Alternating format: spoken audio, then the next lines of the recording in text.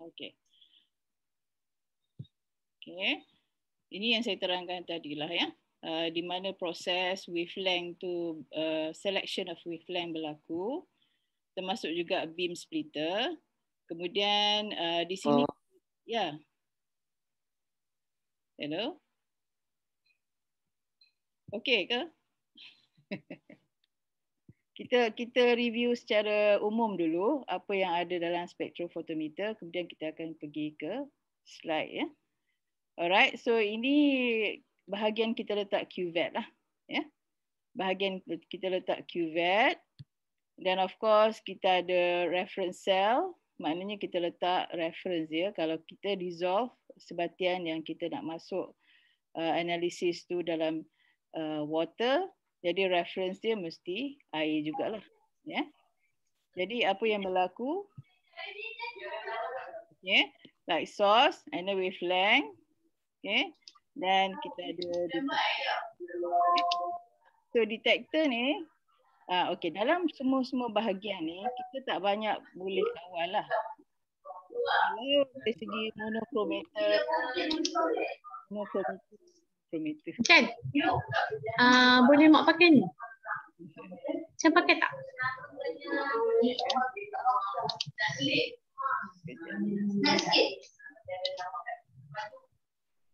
Alright. Okay, kalau kita okay, kita cuba kawal, sebenarnya dari segi teknikalnya kita tak boleh nak kawal sangat sebab company tu akan bagi kita alat tu dengan dia punya setup lah ya.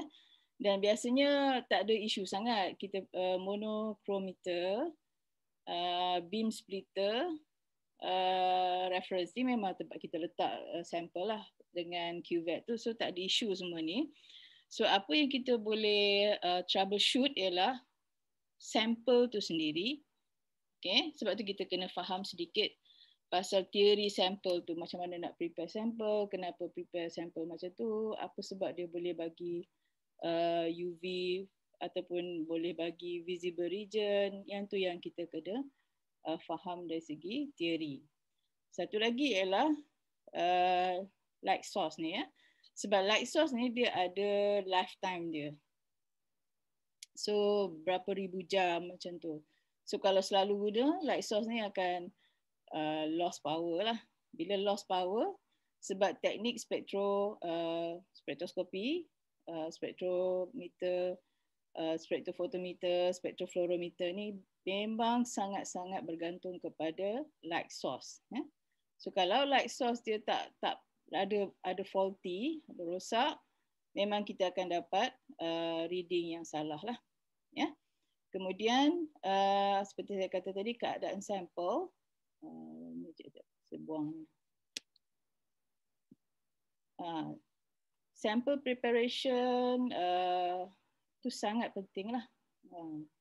Jadi kalau selalunya isu dia lah, kalau light source okay, baru dan sebagainya, sample tu lah ya, preparation of sample yang jadi isu. Jadi kita tengok teori nanti, macam mana nak faham bila kita dapat certain types of absorbance, kenapa dia jadi macam tu. Jadi kita kena tengok teori. Satu lagi part ialah detector. Detector ni memang memainkan peranan sangat besar lah. Okay. So bila kita mungkin ada faulty, ataupun kita tak dapat reading, jadi kalau dengan company kita boleh deal untuk check detector dan juga light source. Ya, biasanya part yang ini kurang memberi masalah. Yang lain kita fokus kepada sampel. Jadi saya nak minta semua tengok revise baliklah. Di sini yang kita letak sampel sebab kita nak yang lebih kita nak analyse ialah sampel. Saya rasa semua faham kenapa kita buat reference. Contohnya kalau kita letak dalam solvent ethanol, jadi reference-nya mestilah ethanol ya. Sebab untuk kita buang background dia tu. Okay. So apa yang berlaku ialah okay, kita tengok di sini light source tu akan pergi melalui sampel dan juga reference. Jadi ini dalam sampel tu akan ada sebatian ataupun compound yang kita berminat nak analisis. Jadi itu yang kita nak tengok dari segi apa yang absorbance yang akan keluar. Jadi di situ kita akan tahu juga mungkin tak secara spesifik sebab spektrometer ni, spektrofotometer ni, teknik UV ataupun visible region ataupun fluorescent ni dia tak konklusif. Dia tak boleh kata oh kita run ni ini adalah sebatian A, ini adalah sebatian B. Dia tak cukup. Dia kena ada supported by IR, by NMR, ya. Jadi dia tak boleh stand alone sebagai satu kaedah yang untuk detect secara kualitatif spesifik.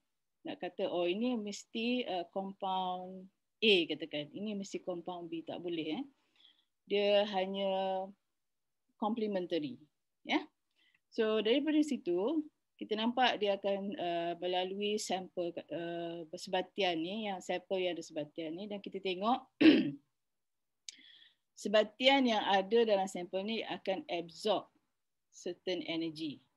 Okay, so kita tengok dekat sini transmission dia makin kurang sebab sebatian ni dah absorb energy daripada light. Okay, so bila dia absorb, transmission dia akan kurang. Dia kurang transmit. Nampak kat sini dia dah kurang kan? Reference masih sama. Okay, sebab sebatian tu tak ada dalam reference, ya. Dalam reference hanya ada solvent.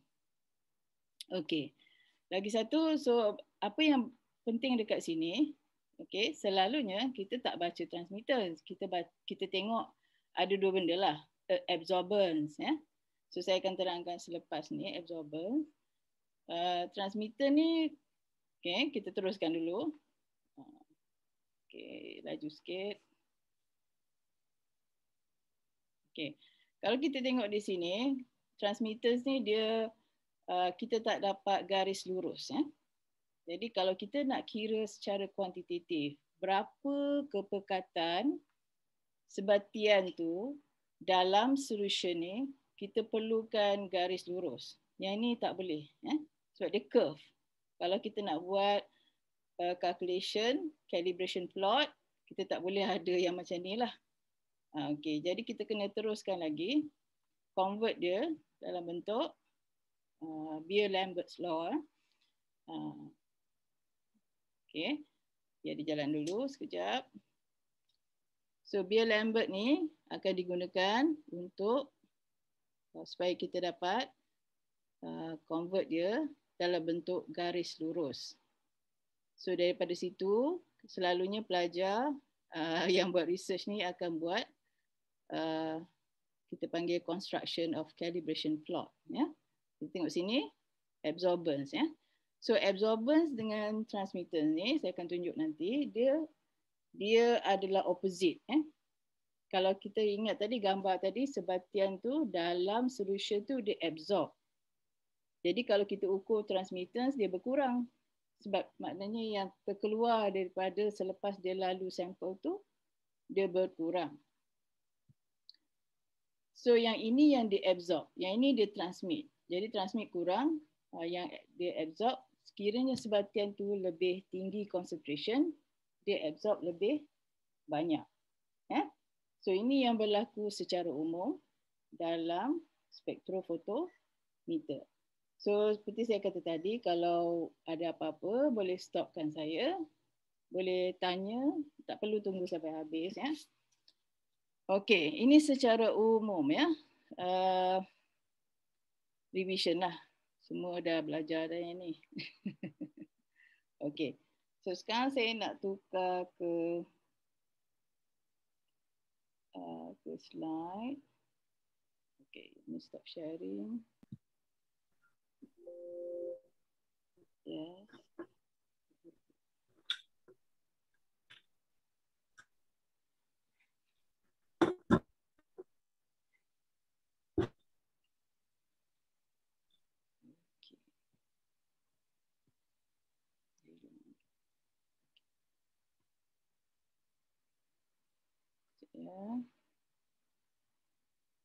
Okey.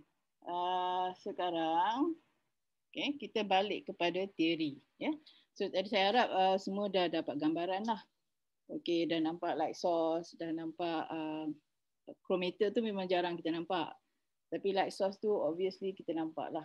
Kemudian kita bayangkan cahaya tu masuk dalam chamber cuvette yang kita letak reference dan letak sample. So bila lalu sample, ada perubahan berlaku. Okay. Tenaga akan diserap oleh sebatian yang dalam sampel tadi. Okay, dan kita dapat peak absorbance. Ya. Cuma kat sini, kita akan cuba kajilah. Ya. Kenapa sebatian tu kan absorb certain energy. So ini pun revision. Ya. Kita ini just revision. Saya cuba nak dapatkan balik skrin saya tadi. Ya.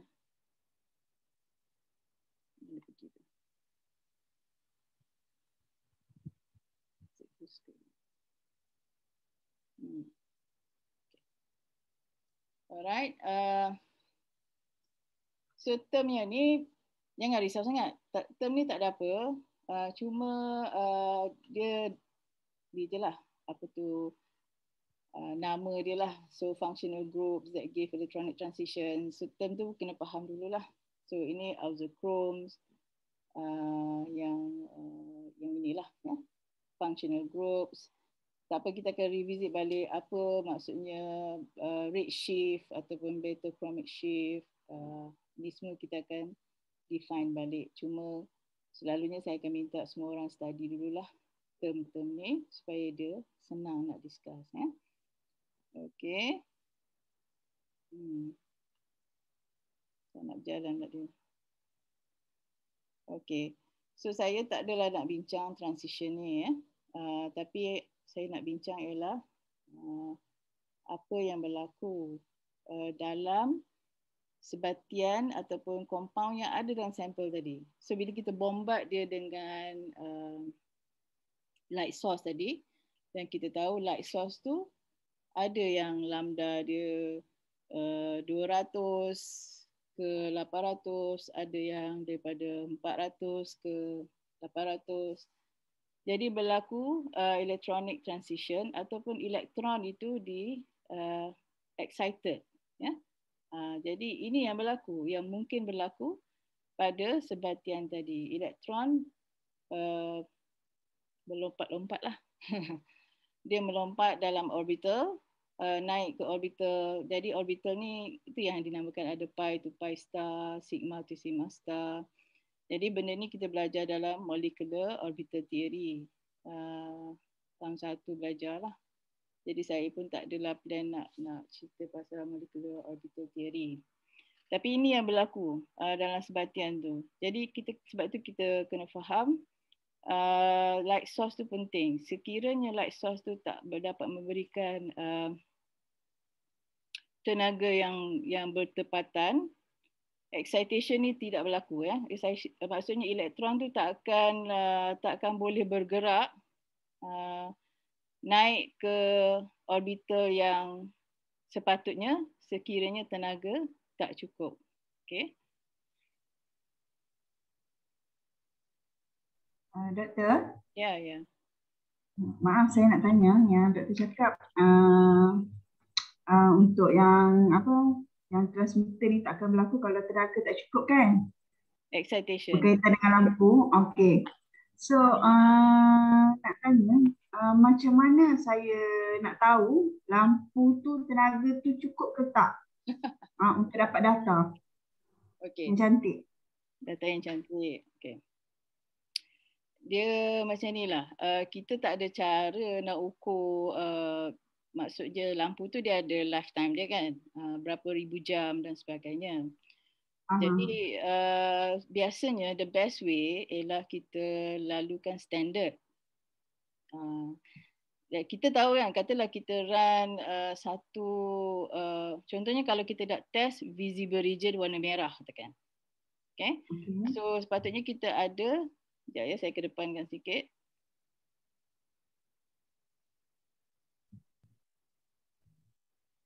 Contohlah, ini lagi senang contoh. Kita tahu isoprene, kata. Isoprene ni getah.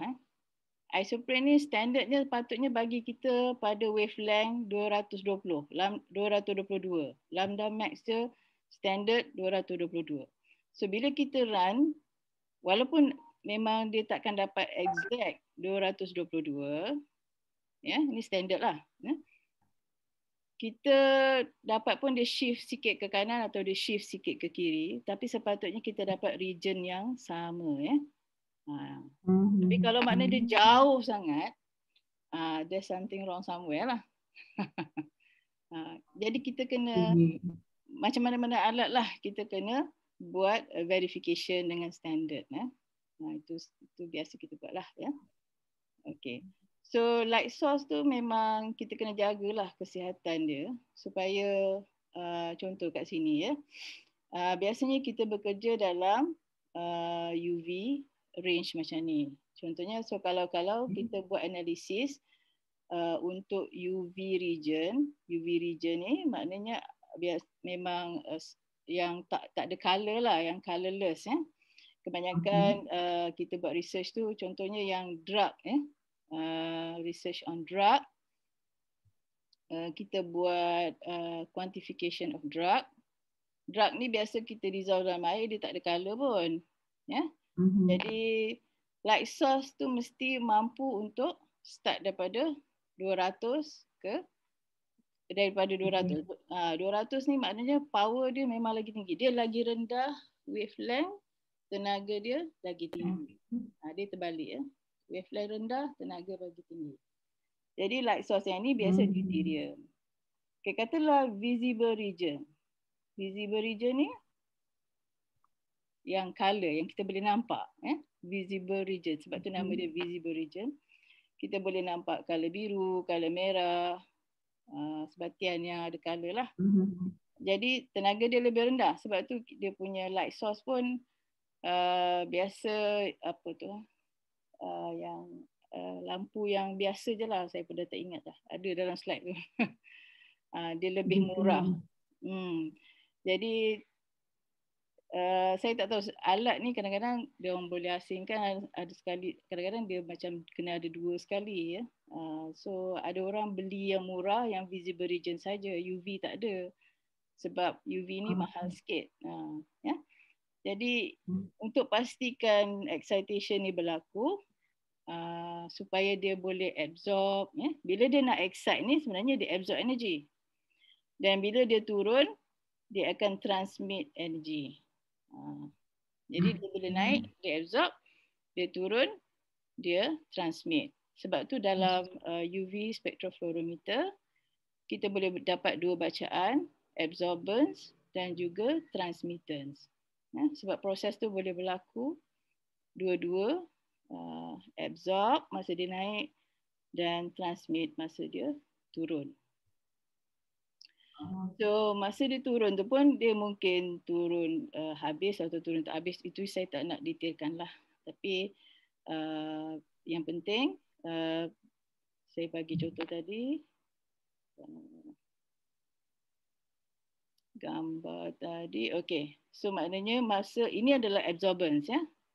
Maknanya isoprene ni absorb energy pada range wavelength yang ini. Okay. So maknanya masa ini adalah energy yang dia absorb. So kalau kata kita nak bacaan transmittance, dia akan jadi opposite daripada absorbance ni. Kita nampak dia naik kan kalau absorbance. So maknanya dia akan turun macam ni lah kalau transmittance, ya. Biasanya transmitter ni, bacaan yang kita guna transmitter ni untuk kita buat calculation. Yang kita nak tengok biasa ialah absorbance lah. Sebab kita nak pastikan dia betul lah wavelength yang kita expected dia berlaku tu, kat situ lah dia, macam tu. Okay, ya? Okay. So kalau untuk UV rays, kita prefer untuk verify larutannya warna atau tak? Dia tengok kalau kita nak verify lampu tu yang memang dia supply untuk UV, contohnya deuterium, kita kena cari standard yang UV lah. Kalau kita nak verify visible region, lampu untuk visible region, dan kita kena ada standard yang visible region lah. Boleh je. So kalau kita prepare sendiri tak boleh ke doktor? Boleh. Tapi kita kena buat search sikit. Apa search dalam internet je lah. Macam banyak reagent yang berkala kan. So jadi kalau kita search dalam internet, ada kita boleh dapat dia punya lambda max dia dan sebagainya. Peak dia pun kita boleh dapat, absorbance peak dia, dan kita run lah. Kalau peak dia tu almost similar dekat wavelength mana, then should be okay lah. Sama juga UV pun, kalau kita boleh search, macam saya tunjuk isoprene tadi. Isoprene tu susah lah nak cari kan. Cari je lah, solvent banyak. Solvent punya peak kan banyak dekat UV, dekat internet. So kita boleh cari saja absorbance dia. Okay. Yang penting wavelength dia. Jangan tengok intensity dia. Intensity tu bergantung kepada amount. So yang tu tak penting. Tengok dia punya range wavelength tadi. Kalau dia jauh tu tak semestinya salah. Tapi mungkin tak pure, itu saja. Ada shifting. Ya. Tapi itu nak tengok dia function ke tak. Tapi selalunya light source ni dia ada hours dia lah. So selagi hours dia okay, then it should be alright. Selalunya masalah berlaku ialah pada sampel tu sendiri. Ya, sampel tu sendiri. So okay jadi apa yang berlaku pada sebatian tu, bila kita bombard the light source, dia berlaku electron transition. Elektron akan excited, melompat ke atas. Macam orang jugalah excited dapat energi kan. So dia akan lompat, tapi disebabkan dia tak akan lama duduk atas ni, dia perlu turun ke bawah untuk stabilkan diri dia balik. Jadi elektron akan turun bawah. Jadi berlaku kedua-dua proses, absorb energy and release energy. So kita akan dapat peak yang tadi. So peak tadi kan dia naik dan turun. Betul ya? So kita dapatlah peak absorbance ya. So yang detail ni kenapa berlaku transition, ada sigma ke sigma star, pi ke pi star, kenapa dia berlaku beza-beza? Dia bergantung kepada tenaga light source tadi. Tenaga light source tadi. So kalau elektron tu terima certain energy yang cukup hanya untuk n ke pi star, dia akan naik ke situ saja. Kalau dia cukup untuk n ke sigma star, dia akan ikut transition itu. Jadi dia perlu tenaga yang cukup baru dia boleh excited. Ya. Okay, so ni lagi sekali lah. Ini relation antara tenaga dengan region tadi. So kalau kita tengok tadi, mana ni wavelength lah. Ini wavelength. Senang tengok wavelength. So maknanya daripada 200 ke 400 semua yang UV ya. Okay. So kalau kita lebih daripada 400, mana-mana yang aktif UV,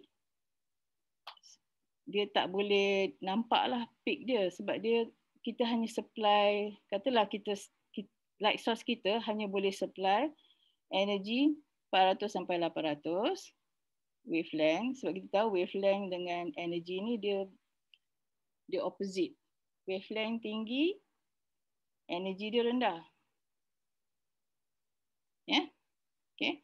So kalau light source kita hanya boleh supply 400 sampai 800, kita hanya boleh dapat signal ataupun absorbance untuk sebatian yang aktif dalam visible region sahaja. So visible region ni color lah, yang bercolor. So kalau kita nak study sebatian yang aktif dalam UV region, kita kena supply light source yang UV region ya. Ya. Alright. Nah ini lagi sekali lah transition tadi. Jadi ini kita kena tanya, kita katalah kita nak tahu kenapa kita dapat peak ni absorbance ni dalam lambda yang berbeza kan. Okay. So benda ni berlaku sebab kita ada chromophore yang berbeza. So apa sebenarnya benda yang ada dalam sebatian tu yang menyebabkan kita dapat absorption. Kenapa sebatian tu boleh absorb? Tak, itu je. Senang kan? Mana jumpa untuk Google Class tu? Okay. So bila sebatian tu, tak semua sebatian boleh absorb energy. Ya? Jadi sebatian yang ada chromophore sahaja yang boleh absorb energy yang aktif dalam UV dan visible. Mungkin sebatian lain dia absorb energy tapi dia tak aktif dalam UV dengan visible region. Dia aktif dalam microwave region ke ataupun IR region, yang itu kita tak bincang lah. Sebab electromagnetic spectrum ni ada banyak region. So hari ni kita bincang region UV dengan visible. So UV 200 ke atas, visible region 400 ke atas sampai 800. Ya. Jadi mana-mana sebatian yang ada chromophore ni, okay, dia contohnya chromophore yang ini yang disenaraikan ni, dia adalah aktif dalam UV region. Ya. So maknanya kalau kita run hexane, ethanol, okay, kita expect boleh dapatlah lambda max absorbance yang macam ni. Ya. Sebab apa? Sebab dia ada functional group ataupun bukan functional group, chromophore group yang ada dalam kalau ada dalam sebatian solvent ni ya. Ini solvent. Kalau sebatian tu berada dalam solvent ni, kita expect akan dapat lambda yang sebegini ya. Okey ya. Kalau tak faham tak apa, saya boleh repeat. Right? Okey. So ini lagi contoh chromophore. Okey. Maknanya ada chromophore ni dalam sebatian tu dan berada dalam solvent ni. Kenapa dia different solvent? Kadang-kadang dia boleh berubah sebab solvent ni ada bagi efek. Sebab tu dia nyatakan dalam solvent apa. Ya. So maknanya kalau ada chromophore yang disenaraikan ni dalam sebatian tu dan berada dalam certain solvent ni, kita boleh expect dia punya lambda max ialah 177 contohnya. So lambda max tu macam mana kita nak tahu lambda max? Yang ni ya. Lambda max ni ialah di mana serapan maksimum berlaku. Jadi biasanya kalau dia bergantung kepada UV itulah. Kalau UV tu bagus, dia boleh siap-siap bagi. Kalau nak buat secara manual, kena macam tu lah. Tengok kat mana dia maksimum. So kat sini lah. Ya. Alright. Jadi ini yang expected lah. Inilah benda ataupun chemical structure yang menyebabkan absorbance tu berlaku dalam range-range yang tertentu. Kita tengok di sini. So kalau tengok di sini 339, 665 semua ni kita dah start nampak color lah. Kita dah start nampak color. Bila 200 ke bawah 300 tu kita masih lagi nampak colorless. Alright.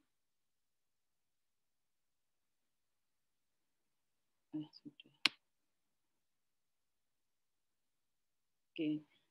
So sekarang ni seperti yang saya bagi tahu awal-awal tadi, teknik UV spektrofotometer ni dia tak konklusif sangatlah. Maksudnya dia tak adalah kita kata kita tengok peak dia confirm yang ini adalah sebatian A. Sebab apa? Sebab dia ada contohnya kat sini kan, similar structure. So kita ada chromophore di sini kan. Ini compound yang berbeza, sebatian yang berbeza. Tapi chromophore yang sama ada juga kat sini.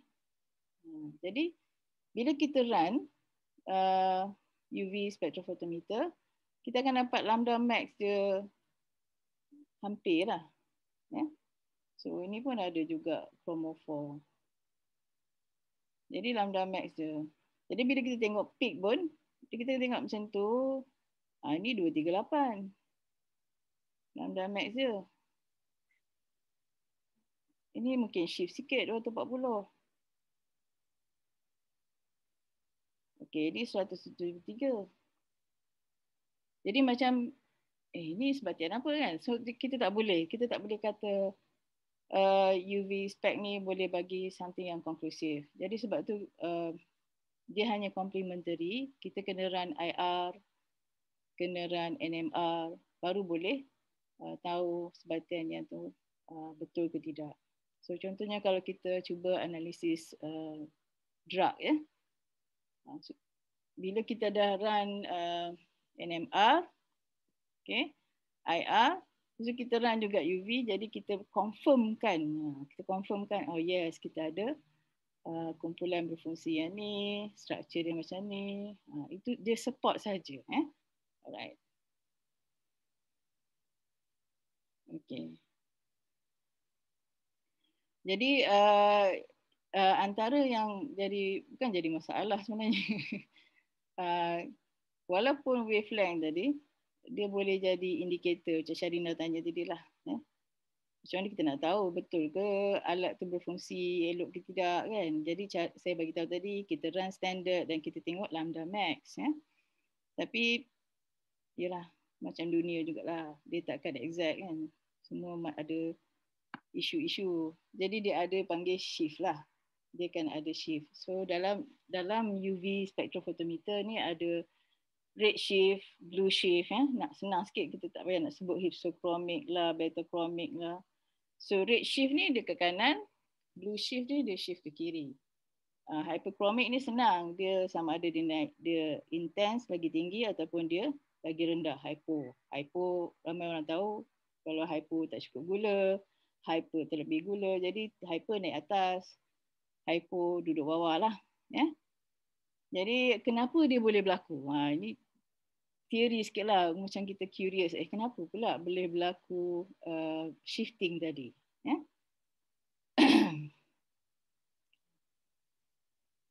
Okey. Dalam sebatian tadi, yang dalam sampel tadi, katalah kita dapat ada beza dari segi chromophore tadi. So ini adalah chromophore ada double bond, dan sekiranya kita ada sebatian yang lain, dan kita tengok chromophore dia jauh daripada antara satu sama lain. Dia punya jauh tu dia tak ada, dia sepatutnya one single bond apart. Macam ni lah. Ni chromophore, tapi dia ada single bond. Ni chromophore yang kedua. So kalau kita tengok sini, chromophore, single bond, chromophore kedua, single bond, dan chromophore yang ketiga. Jadi chromophore yang di bawah ni, yang sini, dipisahkan oleh satu single bond sahaja. Tapi kalau kita tengok di sini, dia dipisahkan oleh single bond yang besar. Gap dia jauh. Jadi kalau kita dapat kaji sebatian yang macam ni, kita sepatutnya dapat lambda dia masih sama. Maknanya dia tak ada shifting. Sepatutnya Okay. Cuma dia ada beza dari segi intensity sahaja. Tapi sekiranya kita ada campuran mixture chromophore yang sebegini, kita panggil conjugated. Conjugated ni maknanya macam ni lah, chromophore dia dipisahkan oleh satu single bond. Contoh. So semakin banyak bilangan chromophore, maksudnya semakin banyak double bond tu, dia akan shift ke kanan. Red shift. Okay. Kita tengok sini tadi. And dia maknanya carbon chain dia banyak dan chromophore dia berlaku dalam bentuk conjugated macam ni. So dia red shift dia semakin ke kanan. So ini yang kita expect kalau ada campuran sebatian yang sebeginilah. Ini nak terangkan contoh red shift dengan blue shift. Okay. Seterusnya. Ni sama jugalah. Kita tengok kalau sebatian tu makin banyak dia punya chromophore tapi dalam bentuk macam ni pun. Tadi alkyl chain rantaian panjang. So ini dalam bentuk gelang gelang. Sama juga kita akan dapat redshift. So cuba tengok dia sangat berkaitan dengan struktur. So kalau yang ni struktur dia macam simple kan. So kita nampak peak dia pun quite simple.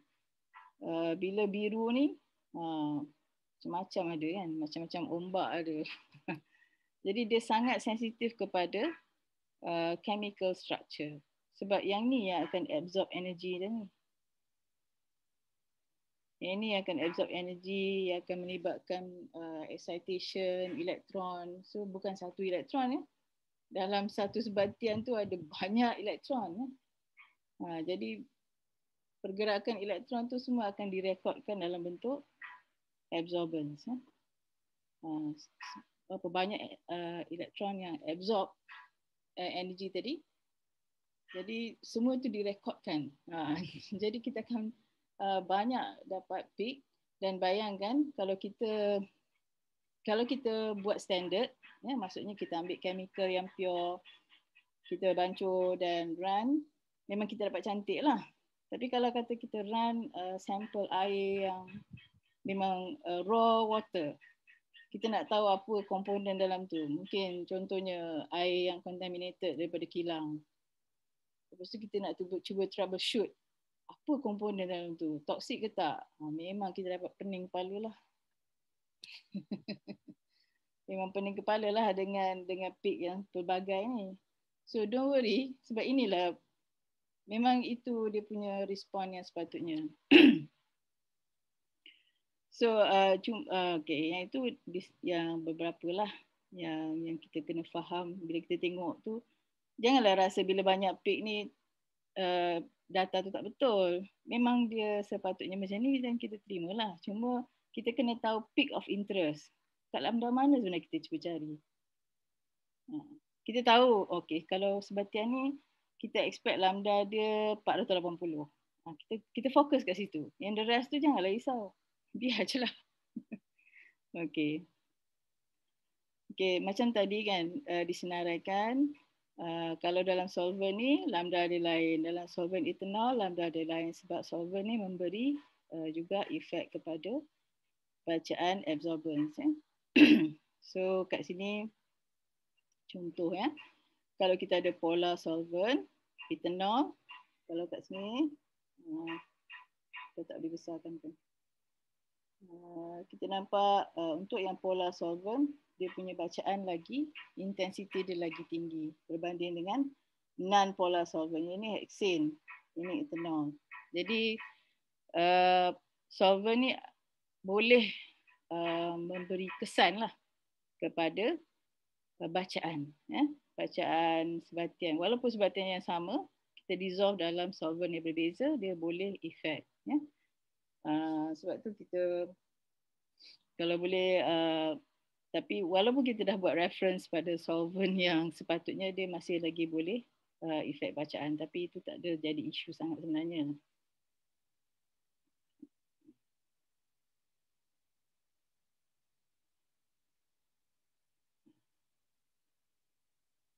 Okey. Setakat ni okey ya. Katalah saya bagi okey, saya just nak tunjuk je lah. Katalah you all dapat macam ni. Lepas tu dia diam terus. Apa maknanya tu? Ni absorber lah. Apa maknanya tu? Dia tak turun pun. Dia terus.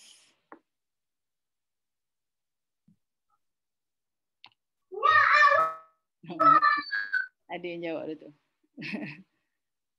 Ini selalunya dia overshoot. Kita panggil overshoot. Dia maknanya terlalu pekat. Sebab tu kita kena make sure sample prep lah. Saya akan bincang pasal sample preparation lepas Beer's Law ni. Sebab dalam UV sample prep, UV ataupun fluorescent sample prep tu paling penting ya. Kalau kita salah prepare ataupun tak prepare betul-betul, dia akan bagi reading yang tak tepat lah. Ya. Okey, Beers Law ni saya tak adalah nak bincang sebab ini kalau kita nak kira concentration ya. Tadi kualitatif, maknanya daripada situ kita tahu kita nak cuba tahu betul tak sebatian yang kita expect berada dalam sampel. Tapi sekarang ni kalau menggunakan Beers Law, daripada data UV tadi kita boleh juga dapat kepekatan dia. Okey, berapa tinggi concentration dia.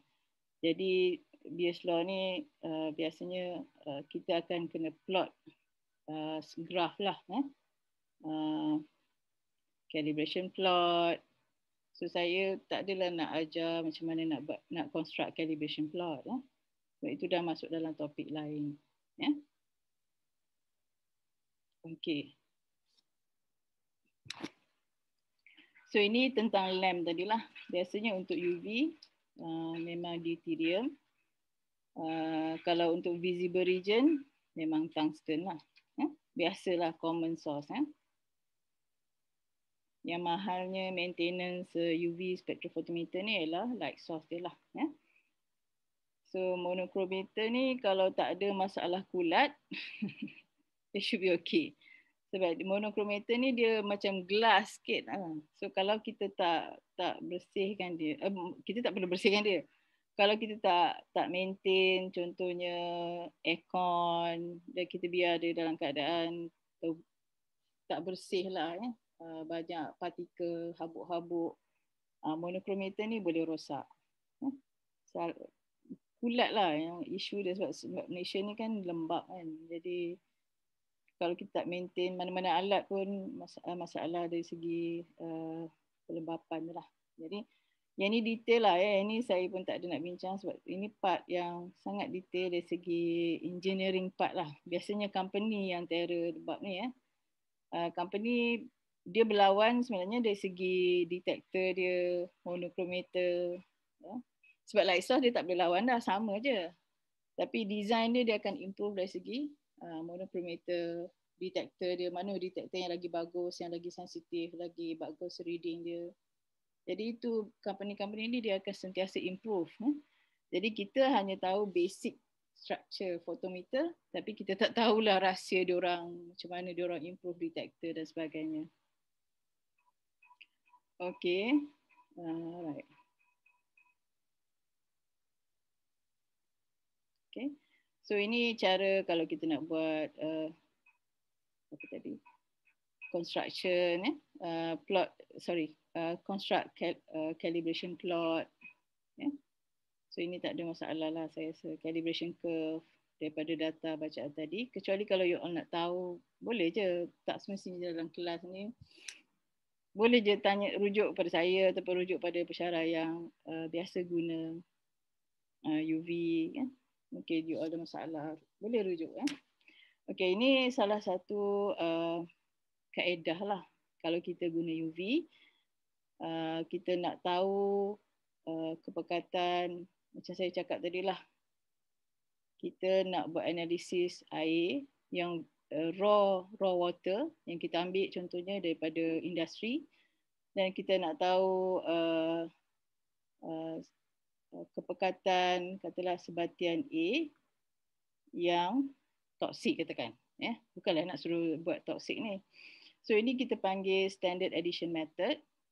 Saya pun tak ada nak detailkan macam mana nak buat standard addition method, tapi melalui standard addition method ni kita boleh buat calculation, okay, sampai kita boleh tahu kepekatan sebatian tu dalam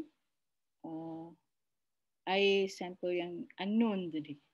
Jadi melalui calculation, melalui reading absorbance tadi, kita construct calibration plot, okay, and then buat calculation, kita boleh dapat semua ni. Ya.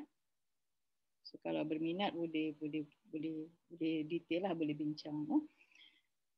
Okay, saya nak fokuskan kepada Sekejap ya. Preparation of sample. Okay. Satunya kita fokus pada cuvette tu. Okay. Sebab apa cuvette kita kena lap selalu sebelum lap lah.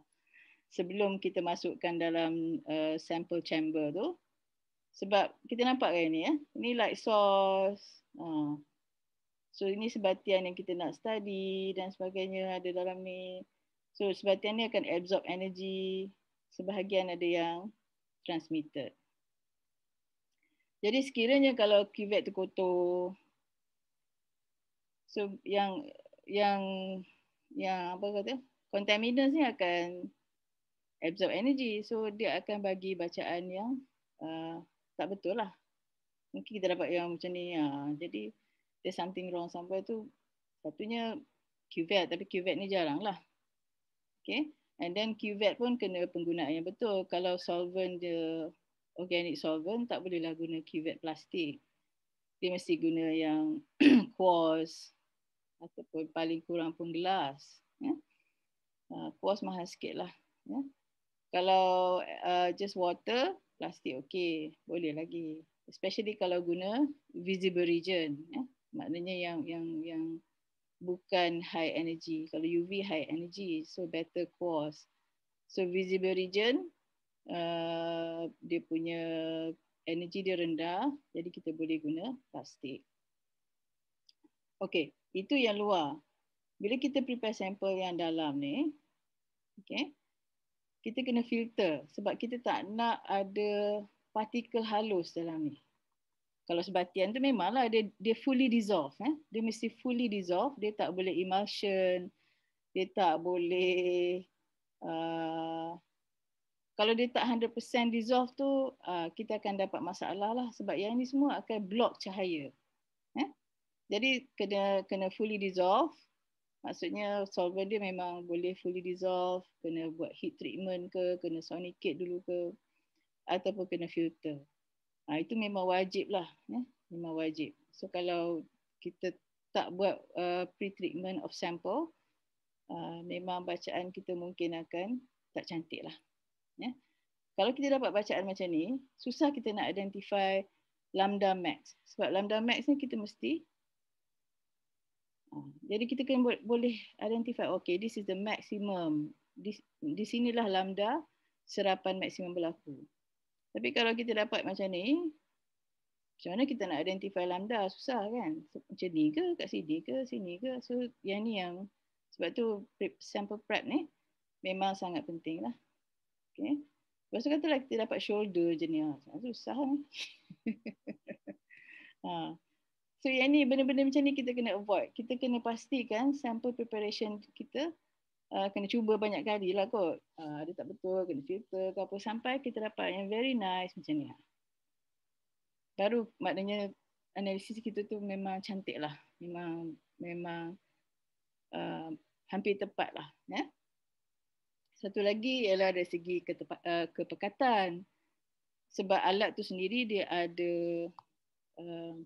capacity dia lah. Maksudnya dia tak boleh, katalah bila run tu dia macam saya tunjuk tadi, dia terus overshoot. Itu maknanya kena reduce banyak-banyak lah dia punya concentration. Kena calculate, reducekan. Ya? Alright. Okay, ini contoh je lah. Saya bagi dalam nota.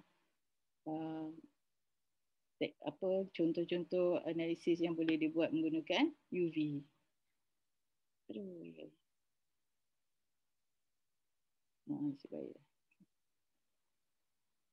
ini contoh kita biasa pakai sunblock. So maknanya dalam sunblock ni ada sebatian yang ada chromophore. Okay, so kita boleh dissolve dan check UV dia. Okay. Ini contohlah orang menggunakan spektrofotometer dalam UV dalam kajian batian. Okay, ada soalan sebelum saya move kepada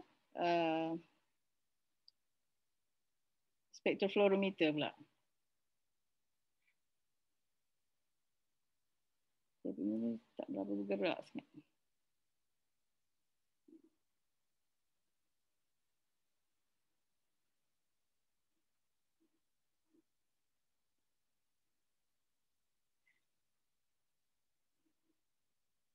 Okey.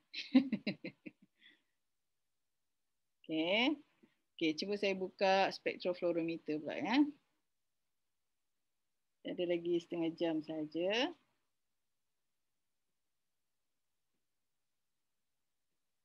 Okay, saya akan buka dulu. Spektrofluorometer.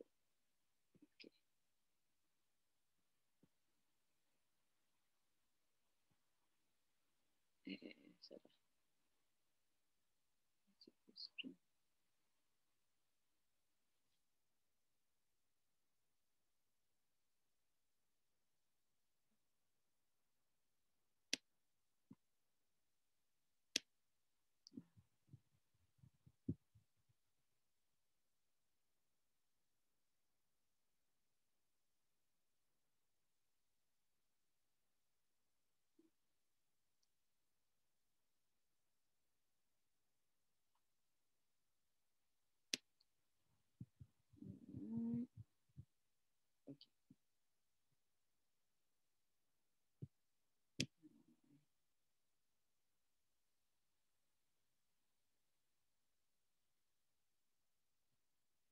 Okey, kenapa saya tak start dengan fluorometer sebab spektrofotometer tadi kita bincang UV visible, ya, UV region, visible region. Sebenarnya fluorescent ni macam mana nak kata dia adalah extension saja, tapi spektrofluorometer ni adalah teknik yang lebih sensitif. Ya, lebih sensitif berbanding dengan teknik UV dan visible tadi. Jadi kena faham dia punya beza besar. Satu ialah light source. Tak boleh conteng kat sini. Satu ialah light source. Xenon ni. Nampak? Kalau fluorometer ni dia memang sebab dia teknik yang lebih sensitif. Jadi dia punya light source dia lagi mahal lah. Dia punya light source dia lagi power. Kemudian macam biasalah dia ada monokrometer untuk tapis, wavelength dan sebagainya. Dan di sini sampel, nampak ya, sampel. Dan kalau UV tadi, ya, dia tak ada, dia terus je lepas sampel dan dia keluar kan. Tapi untuk fluorometer dia ialah 90 degrees. Dia memang 90 degrees sebab kita kena ukur dia punya emission, ya. Saya akan tunjuk nantilah excitation emission. Cuma kita kena faham beza besar antara UV spektrofotometer dengan spektrofluorometer. So dari segi QVAT dia pun dia kena 4 sides clear. Dia tak boleh, kalau UV ataupun visible kita guna QVAT yang 2 sides clear, kan? Yang 2 yang macam tak perlu clear, yang 2 clear. Tapi untuk fluorescent mesti guna 4 sides clear sebab kita perlu baca dia 90 degrees, ya. Okey. So beza fluorometer ni, kalau UV spektrofotometer, UV spektrofotometer tadi kita hanya dapat bacaan absorbance saja. Hilang. Absorbance ini yang purple saja. Itu yang kita dapat daripada spektrofotometer tadi. Tapi kalau fluorometer, kita akan dapat bacaan kedua dipanggil emission. So kita kena ada excitation dalam UV tadi, kita kena ada excite dia dan kita kena ada emission. Itu beza fluorometer. Sebab tu bila kita guna fluorometer, kita kena tahu, kita kena run, biasanya kita kena run UV spektrofotometer dulu untuk dapatkan lambda max yang ini. Okay. Selepas lambda max ni kita tahu, baru kita boleh run spektrofluorometer untuk kita masukkan excitation lambda nama dia. Yeah. Sebab kalau kita tak masukkan excitation lambda yang betul, emission ni kita takkan dapat. Okay. So kenapa benda ni berlaku? Kita balik kepada teori balik. Okay. Ini balik-balik ke tadilah. Gambar rajah tadilah. Sekejap ya. Cukup di sinilah. Gambar rajah, elektron naik, turun balik. Okey, yang ini kita dah belajar tadi. Yang ini yang berlaku dalam UV spectrophotometer. Apabila kita bombard dia dengan energi, elektron akan naik dan dia akan turun balik. So kita akan dapat peak absorbance tadi. Dia absorb energi pada certain wavelength. Ya. Tapi untuk fluorometer, dia ada satu lagi proses tambahan. Ya. Dia dipanggil inter-system crossing. Maknanya sepatutnya dia turun macam biasa, tapi elektronnya ni dia nakal sikit, dia pergi tempat lain. Dia pergi inter-system crossing. Okey. Dan di sini proses ekstra yang berlaku menyebabkan fluorescent berlaku. Okey. So kalau UV absorbance tadi dia cuma ada berlaku sini je. Ya. Dia berlaku excitation, emission, emission. Tapi untuk fluorescent berlaku selepas proses yang belah kiri ni, dia berlaku proses yang belah kanan. Okey, dia ada internal conversion, inter-system crossing. So kita akan dapat dua peak tadi. Ya.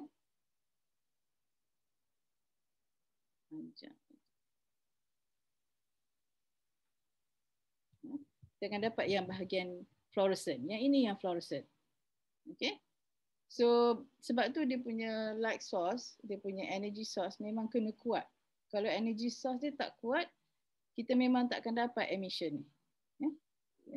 Spectrofluorescent ni memang teknik yang sangat sensitif, lebih bagus lah maknanya. Tapi dia perlu energi yang sangat kuat.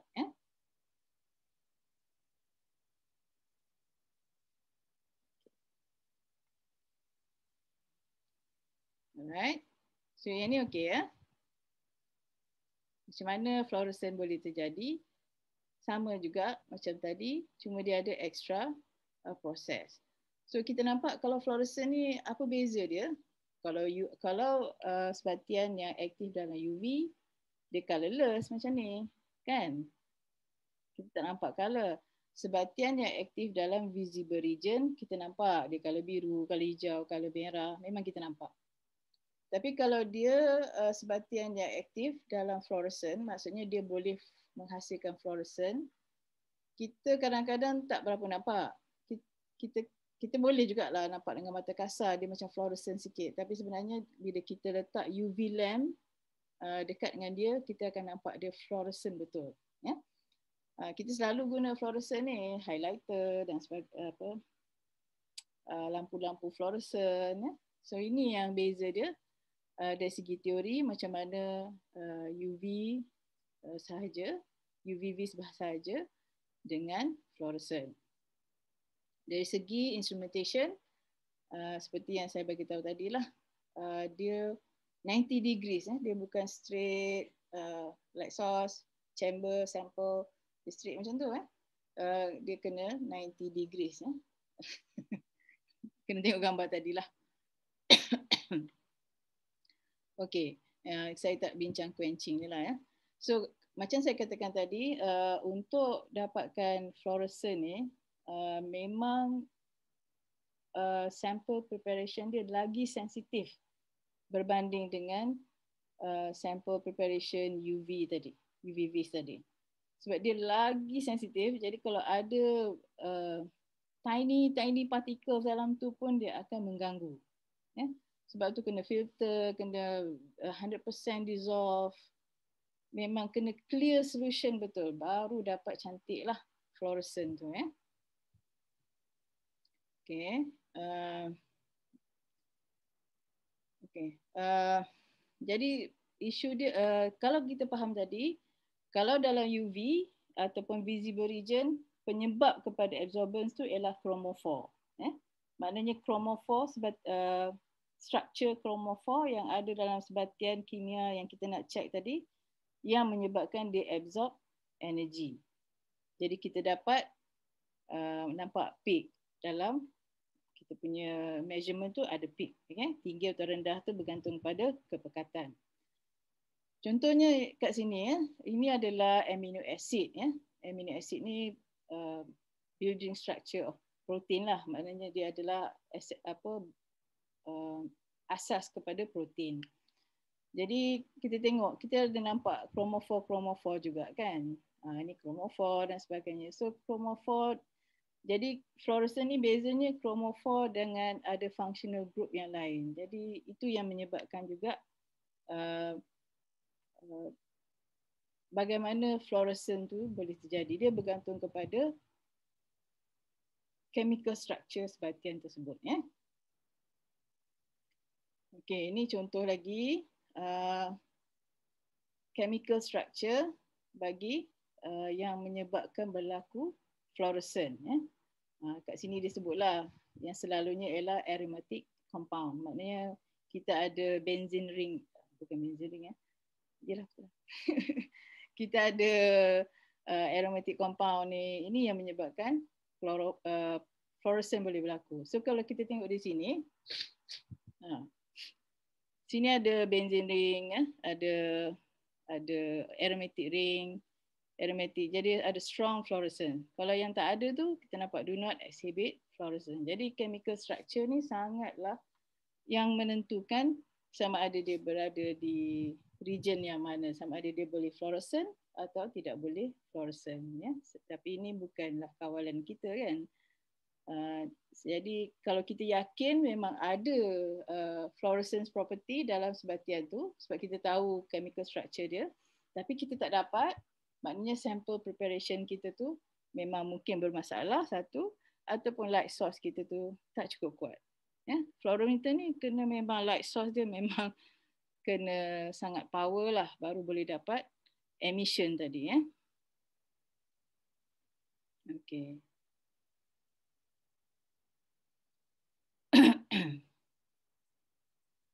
Cuma ini ya emission tadi. So saya pun tak adalah nak cakap pasal Stokes shift dan sebagainya, tapi disebabkan dia 2 steps, sebab tu dia perlukan light source yang sangat kuat ya.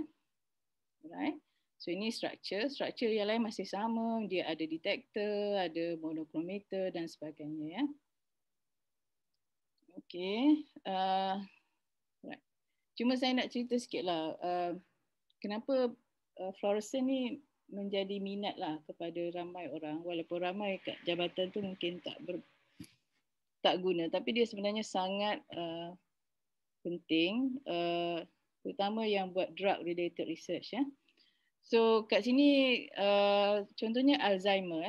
Alzheimer ni penyakit nyanyuk dan sebagainya. Dan sebagainya tu dia ada nyanyuk, pelupa dan sebagainya. Tapi kita tahu kan masalah ada yang orang tua hilang daripada rumah sebab dia dah kena Alzheimer ya.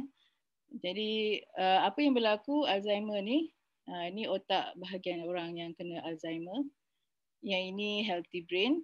So dekat otak dia ada mana dia? Dia panggil amyloid. Maknanya dekat otak tu dia terkumpul protein amyloid.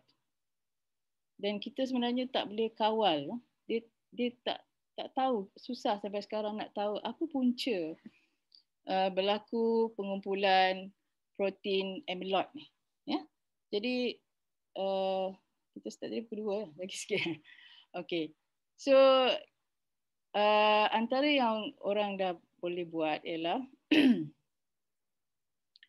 okey, di sini sebab protein ni kalau kita gabungkan dengan sebatian-sebatian yang fluorescent, okay, dan ataupun dia boleh menunjukkan radioactive dye or fluorescence dye, kita boleh buat early detection ya.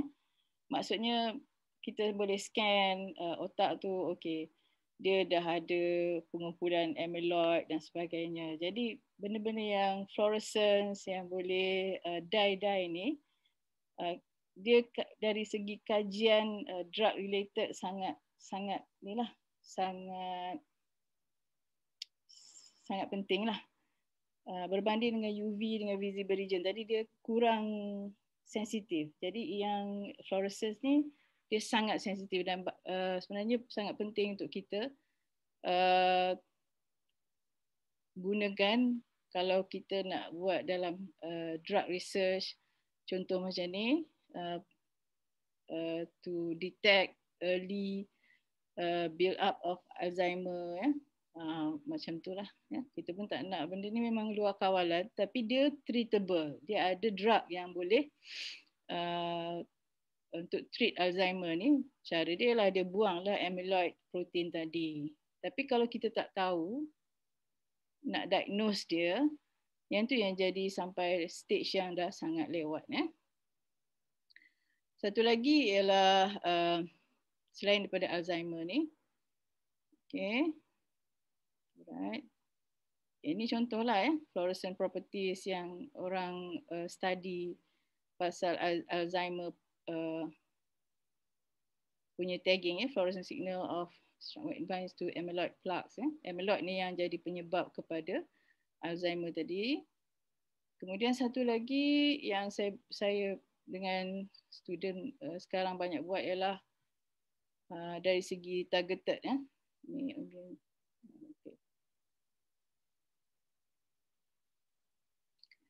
Saya punya gambar sini dah tak ada pula. Dia ada satu lagi slide tu. Dari segi targeted drug, ya. Kalau kita tahu kalau kanser ni treatmentnya ialah kemoterapi.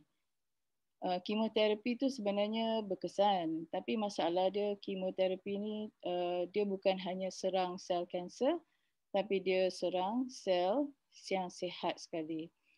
Jadi banyak yang kita guna ialah contohnya carbon dots, ya. Carbon dots ni dia mempunyai fluorescent properties dan kita boleh prepare dia daripada contohnya yang bahan-bahan yang simple yang kami prepare daripada orange juice, ya.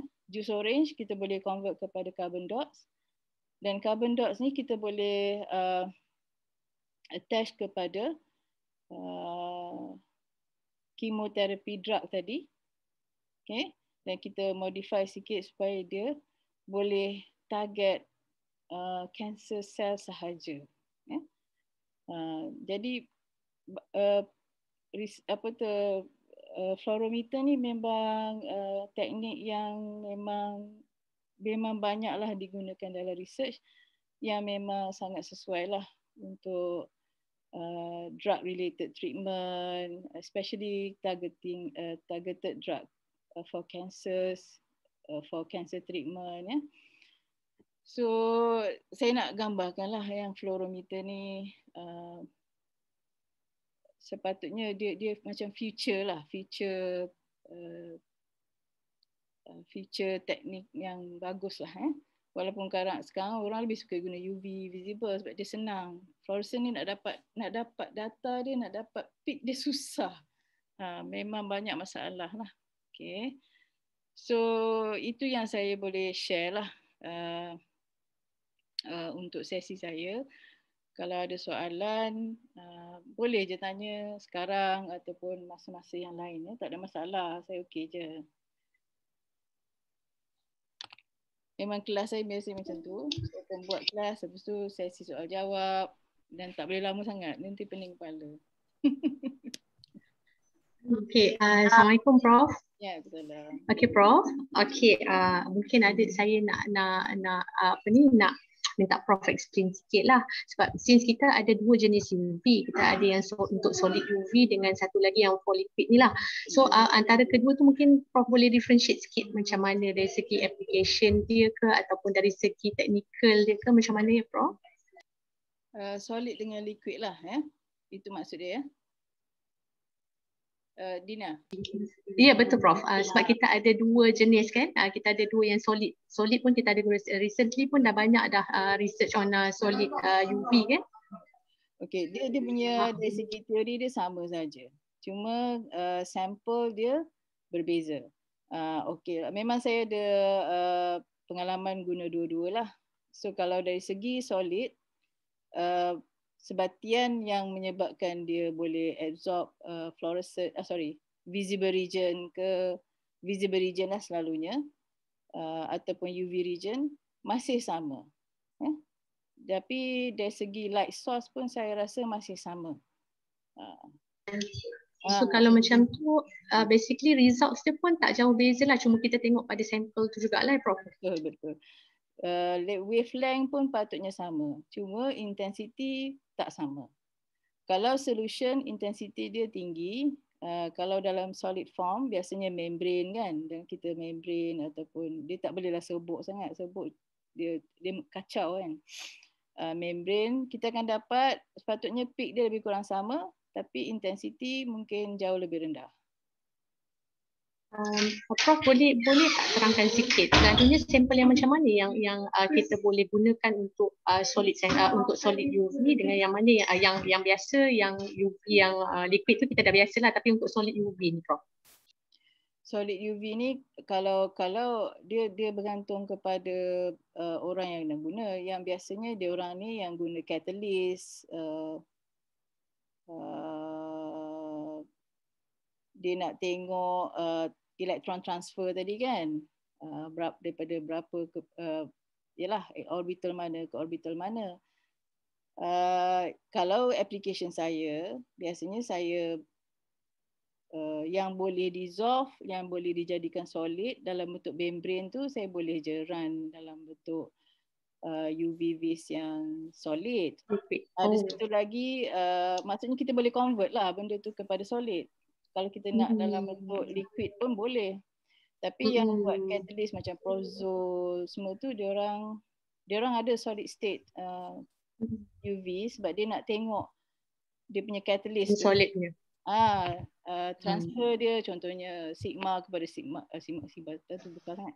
N kepada sigma tu, dia perlu data tu. Okey, maknanya dia perlukan data dalam bentuk solid, sampel tu dalam bentuk solid lah Prof ya? Dia tak perlu resolve pun. Kalau dia memang solid, dia boleh guna. Saya ada nano spektrofotometer untuk nano. Kenapa? Sebab kadang-kadang bahan nano ni dia sangat sikit kan. Jadi kita letak dia droplet saja. Jadi boleh bagi peak untuk droplet saja, tak perlu sampai 1 mil. Sebab memang sampel dia sikit. Faham Prof? Prinsipal dia masih sama. Okey Prof. Terima kasih Prof.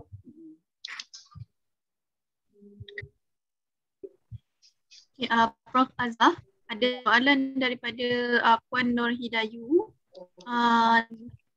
Dia tanya Prof, untuk peak yang overshoot tu bila nak sample dilution, kena ambil kira dilution factor tak? Atau boleh dilute saja sampai dapat single peak? Dia macam ni lah. Tengok kalau kita nak data yang kualitatif saja, maksudnya kita nak tahu wavelength dia kat mana saja. Dilute lah sampai dia nampak cantik. Tapi kalau kita nak kuantitatif, kita nak kira kan berapa kepekatan dia, jadi kita kena buatlah dilution factor tu, kita kena kira daripada start kita dilute tu, kena kira. Bergantung pada apa yang maklumat yang kita nak tadi. Kalau setakat nak tahu wavelength je, dia takkan berubah. Walau kita dilute pun dia takkan berubah. Provided kita dilute dalam solution yang sama lah. Bukanlah kita ambil solvent lain pula ke. Okay, Ayu.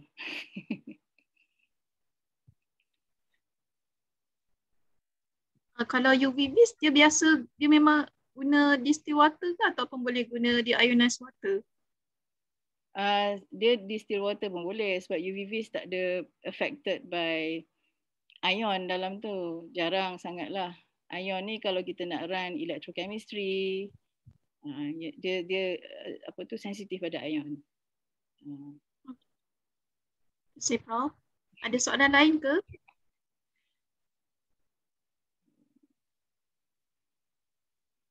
Tak apa, kalau nak tanya lain kali pun okey.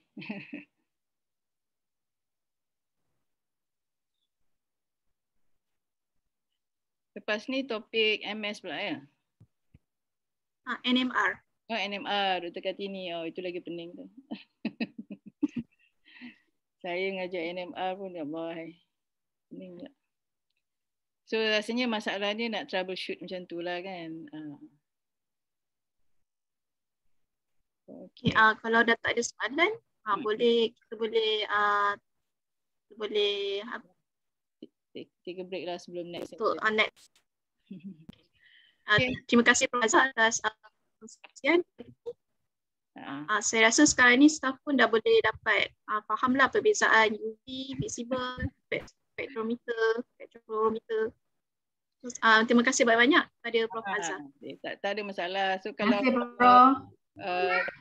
sama-sama, tapi kalau ada soalan semua, yalah tak ada, okey je kalau nak tanya lagi. Sebab bukan senang nak cram semua pada dalam satu hari kan. Alright, cuma saya nak cadangkan kepada semua, katalah you all nak beli textbook mungkin mahal kan. Download je macam-macam sekarang ni soft copy, nota-nota soft copy tapi in English lah banyaknya yang ada dalam internet. So orang kata information tu at your fingertips. Dan YouTube sebenarnya sangatlah memudahkan untuk kita faham. Saya pun banyaklah teknik-teknik yang susah yang saya nak faham, yang baru-baru tu buka YouTube tu boleh faham lah insya-Allah. Sebab dia orang banyak guna kartun lah apa kan. Jadi dia mudah lah ya. So terima kasih, itu saja yang saya mampu bagi. Kalau apa-apa boleh saya. Okey. Assalamualaikum. Terima kasih Prof. Terima kasih Prof. Sama ya, saya tutup ya.